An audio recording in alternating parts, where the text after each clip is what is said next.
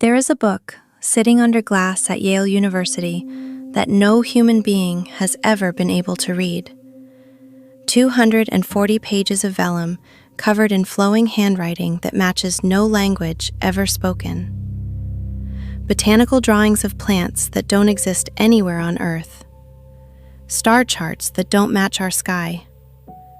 Women bathing in pools of green liquid connected by strange tangled pipes. No title, no known author, no agreed language, not one verified sentence in 600 years. In 1940, one man built a machine he had never physically seen out of telephone switching parts and used it to crack the single most heavily guarded diplomatic cipher in the Japanese government. Historians of cryptography still call him the greatest codebreaker of the 20th century. That same man spent the better part of 40 years returning to this one book. He never broke it. But before he died, he hid his final theory about it inside another code, sealed in an envelope, not to be opened until after he was gone. This is the story of William Friedman and the 600-year-old manuscript that refused to surrender. Friedman was born in 1891 in the Russian Empire.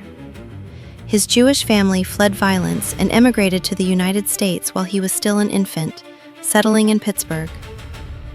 As a boy, he read an Edgar Allan Poe story built around a hidden cipher, and the idea never let go of him. But he did not set out to become a codebreaker. He studied genetics and took a job at a private laboratory outside Chicago, hired to study crops. The laboratory belonged to a wealthy eccentric named George Fabian, who privately believed Francis Bacon had secretly written Shakespeare's plays and hidden the proof in code. Friedman was pulled into analyzing old manuscripts for evidence. There, he met Elizabeth Smith, a brilliant young cryptographer working the same mystery. They fell for each other over ciphers, married, and became one of the most remarkable code-breaking partnerships of the century. When the United States entered the First World War, the country had no official cryptography department at all. The strange private laboratory where Friedman worked became the nation's unofficial code-breaking center, almost by accident. He trained army officers, then crossed the Atlantic himself, breaking German codes as an officer under General Pershing. In 1919, he published a paper on cryptographic statistics that a later historian of the field called the single most important document in the history of cryptology. By 1921, he was the United States Army's first full-time civilian codebreaker. By the 1930s, he was running the Army's entire signals intelligence operation. Then, Japan switched its most secret diplomatic communications to a new cipher machine. American intelligence called it Purple. No American had ever seen the physical device. There were no stolen blueprints, no captured machine to take apart. Friedman's team had only the scrambled messages it produced and 18 months of dead ends. Then, on a Friday afternoon in September of 1940, a young statistician named Genevieve Grotchen found a pattern buried in the worksheets that the rest of the team had missed. Frank Rowlett saw it, understood what it meant, and the room went quiet. Within days, engineer Leo Rosen had built a working replica of a machine none of them had ever laid eyes on, out of ordinary telephone switching parts. It worked. The United States could now read Japan's most closely guarded diplomatic secrets. It is still regarded as one of the great triumphs in the history of intelligence work. The effort also nearly destroyed the man who led it. In 1941, Friedman was hospitalized after the strain of it finally caught up with him.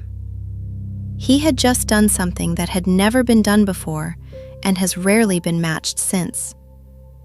But long before Purple, Friedman had already found a second cipher, one that had already beaten every codebreaker who ever touched it, and one he would spend the rest of his life failing to solve. In 1925, the medieval scholar John Manley, who had known Friedman since their riverbank days, put him back in touch with a manuscript dealer named Wilfrid Voynich. Voynich sent the Friedmans a set of photographs of a strange book he had found 13 years earlier, forgotten inside a Jesuit college library in Italy.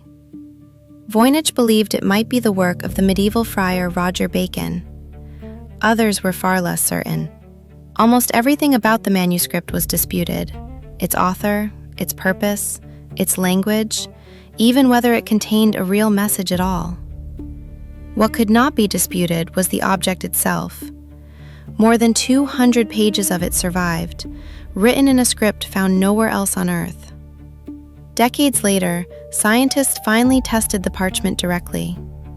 Radiocarbon dating placed it between 1404 and 1438. The book was genuinely medieval. Whatever game its creator had been playing, it had begun almost 500 years before Friedman was born. And when Friedman studied its pages, he found something that made it almost impossible to walk away. The writing did not look random. The same symbols repeated in patterns. Certain combinations only appeared at the start of words, others only near the end.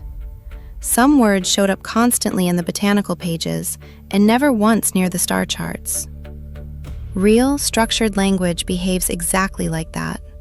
Meaningless noise does not.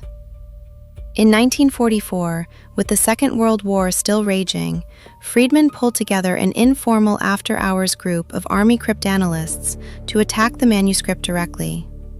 It became known as the First Study Group.